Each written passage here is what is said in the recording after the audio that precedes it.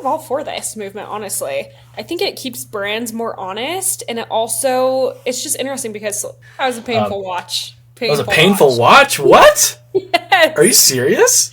That movie, I think that movie's for the boys. Oh, is it really? Unfortunately, I watched it with my husband, and it was like... Hello, everyone. Welcome to another episode of Content Supply Live. I'm here today with Kate and Brennan, and we're excited to talk about some topics today. Dallin's not here to join us, but that's okay. We'll keep going. So, the first topic that we're going to talk about is Conor McGregor at a BYU basketball game.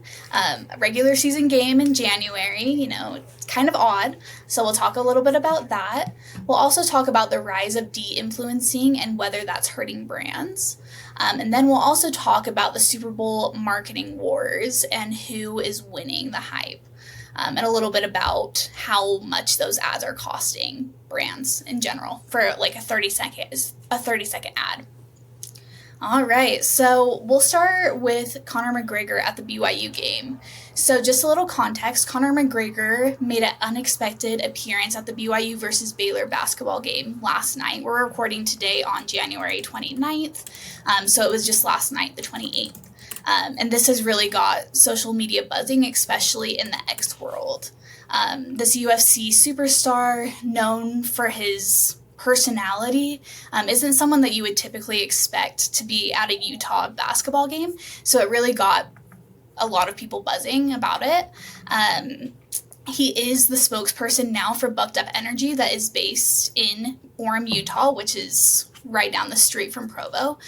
So yeah, I'm curious to hear your guys' thoughts on this topic and what you thought when you saw it. Yeah, I think it's fun because BYU's like super clean cut, super vanilla in a lot of ways. I mean, their sports fans are kind of wild, which is okay, but the inconsistency of that is fun because it builds hype just out of the ordinary because he's just a very loudmouth, very edgy guy. So it's a fascinating thing for Bucked Up to try and compete as a different type of angle. Lots of those bros that drink energy drinks. I drink energy drinks as well. They love Conor McGregor. Everything that guy does. I don't know if you guys saw Roadhouse yet. He's in that. Phenomenal. He did such a good job. That's a great movie. That was a painful watch. That was a painful watch? What? Yes. Are you serious? That movie, I think that movie's for the boys. Oh, is it really? Unfortunately, I watched it with my husband, and it was it took a lot out of me. But wow, okay. I was super impressed. I thought that was one of the best movies I've seen in a while, so it might be one for the guys. But for his acting debut there, being that type of a brand, I think it's interesting how it works. But apparently, he's been partnered up with Bucked Up they made their own branded Conor McGregor thing of pre-workout for a while. So I do think celebrity endorsements like that are solid. In the long run, just because you get to piggyback off that huge brand. I mean, he's probably the most famous MMA guy behind Joe Rogan, to be honest. If you know MMA, you know those two names. So, him being also extremely dominant as a fighter, and he's for lack of a better term, freaking crazy. So it's just a lot of fun to have that as a brand element. That it's nice BYU was slightly involved because that's down the street from where we are, but also it's. I don't know. I think that was a good move. If I would say that's an A+ in the marketing department of Bucked Up. I think that was a good move. Yeah, I thought it was interesting. I just barely saw that online, but yeah, it is interesting thinking about Conor McGregor and Bucked Up. I didn't realize that Bucked Up had that big of a name to have Conor McGregor as the face of it. But I do think it is, as I say in marketing, hedonically symmetrical, because those two people have, or that brand and the people that typically consume it, I think have a lot of overlap with Conor McGregor, or wanting to feel, powerful, unapologetic, and maybe a little bit underestimated sometimes. So I think it's a good partnership from what I see. Can you break down that word for me that you just used? The hedonic symmetry, yes. Hedonic symmetry. I missed that one in my marketing classes. That one is, yeah, it just talks about, basically it just means I don't know, there are some brand deals and brand partnerships that happen that are not symmetrical, that do not have good overlap, but I think this is one that totally makes sense in my mind. So, yeah. The good overlap is Shane Gillis fans and Bud Light. It's very congruent. Yeah, I assume so. I don't know either of those names, so I my mind. I also do not. Well, that's fine. That's fine. Yeah. A+ marketing. Right. And I hated the movie Roadhouse. Okay, that's my. That's Christine, go ahead. No, I totally agree. Yeah, this was just random in general. My husband was at the game last night and he just said that it was like the most random thing ever. Like Conor McGregor was just like front row in this. At the end of the game, he was like leading the Rock, which is like the student section at BYU. So everything about it was just random, but it did create a viral moment, which I mean was great for the Bucked Up brand. So yeah, does anyone else have anything to say on that topic? No, Bucked Up should hire us for some videos. I'm just joking, but yeah, no, that would be great. That'd be sick. I would love to work with them. But anyway. All right, next topic: the rise of de-influencing. Have either of you heard of this? What are your thoughts on brands de-influencing? Like, it's the rise of de-influencing, which basically has to do with the antithesis of what TikTok has basically brought into the place. So the trend is mainly changing influencer marketing for these TikTok influencers to say, stop buying stuff from these hyper overhyped brands. So for example, we've had some clients that in the past have like paid for lots of different UGC videos that are kind of lots of different faceless people that are saying, hey, use this product. Hey, use this product. And now it's kind of like, hey, only use products that are like authentic and real and quality, rather than just whatever comes around. So to me, it's kind of like there's that YouTuber that he had I can't remember what product he reviewed. I can see him in my head, but there was a YouTuber that he saw that there was a product that was really low quality. Everybody was hyping it up, but then he did an honest review of it and it like tanked the stock of that company and it like really wrecked their sales. So he was like, only buy quality stuff, not from these guys. So I feel like there's kind of, it's still pushing people to certain things, but it definitely may be tougher on if you have a crappy product to stand out. I think that's really the only thing it's going to affect, because there still will be influencers that want to take money to promote your stuff. But what are your guys' thoughts on that rise in people being like the antithesis of the influencer marketing moment that's been the last couple of years? Yeah, I'm kind of all for this movement, honestly. I think it keeps brands more honest, and it's just interesting because when, I don't know, back 20 years ago, or even 10 years ago when there wasn't social media marketing, you couldn't buy ad space on there or anything like that.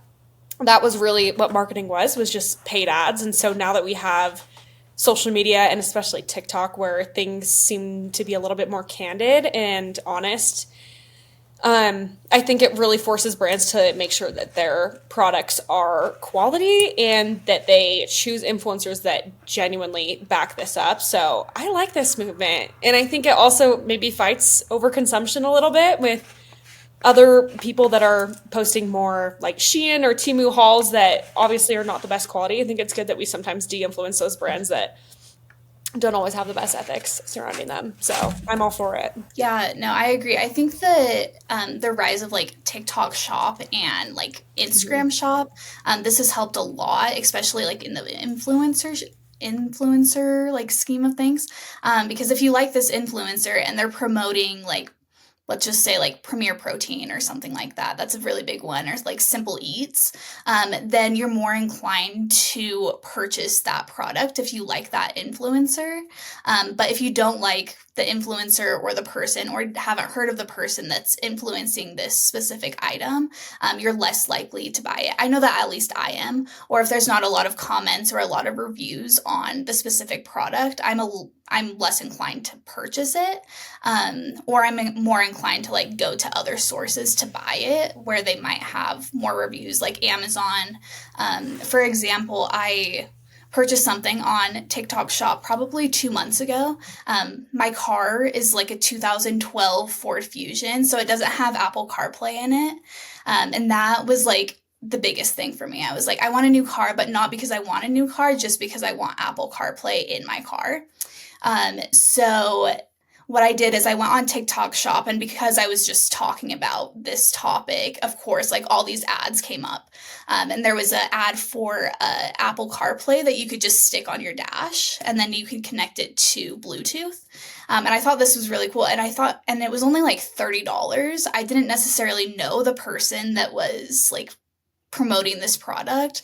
It was just the random influencer on TikTok that was getting a commission off of it. But I was like, oh, this is only $30, so I'm just going to go ahead and buy it. And like, if it doesn't work, that's fine. That's just $30. It's better than paying like thousands of dollars to get it installed in my car that might not run in the next 10 years. So yeah, I think that there's definitely it's definitely beneficial to promote various brands or whatever on TikTok Shop, on Instagram.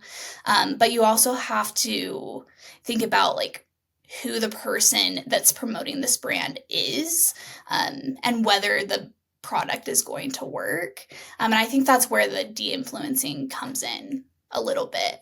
Because if, for example, if this CarPlay didn't work, I would be very less inclined to buy something from TikTok Shop again. And because this did work, and because like the influencer did like influence me, I guess, even though I didn't know who it was, I've told like family members about it, and they have purchased it. So it's just, yeah, it's just interesting how things like that work. Yeah. Do you have any other thoughts on this? I like that people are actually growing a spine about what they like, what they don't. I think there's some value there. Rather than just in punk rock, they call it being a sellout.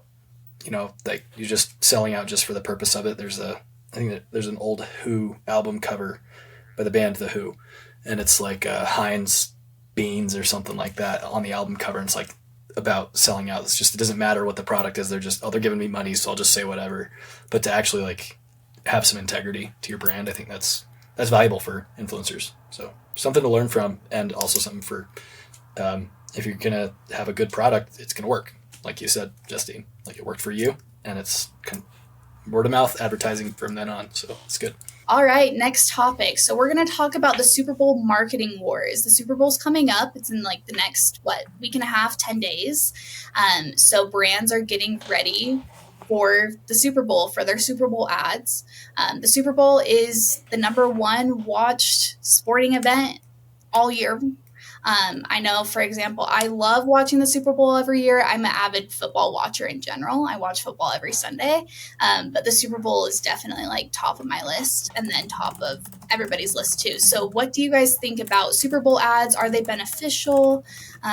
Do you think that they aren't as beneficial as they have been in previous years? What are your thoughts? I love Super Bowl advertising. That's half the reason I watch the Super Bowl, to be honest. I like football. I enjoy it, but I'm not like an avid football fan, so it's a way I'm watching that game for the ads. Mm-hmm. So as a viewer, someone who's like, and also being a marketer, I'm studying what works, what doesn't, what's funny. Obviously the things that stand out are like funny, unique, or weird pronunciations of things, like Temu's ad, even though they said Temu. You guys remember that from last year? I feel like that's half the reason they did that ad campaign, was to say this is actually how you say our brand. But like, there's a lot of people that maybe if you don't have great creative, it's probably a waste of money. Will not lie.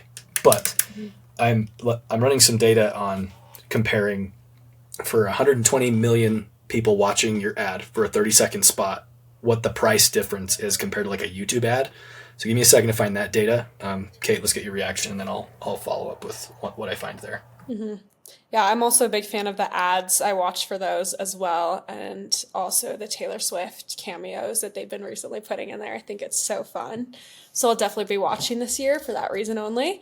But yeah, it is interesting. It's funny, all the hype that comes around the Super Bowl ads. I feel like that is, like Brendan was saying, half the reason why a lot of people tune in. I do wonder what would happen if brands took that same like energy and creativity and put it into, for example, a YouTube campaign throughout the year, instead of just a one-time TV ad that hopefully goes viral. I wonder what that would look like.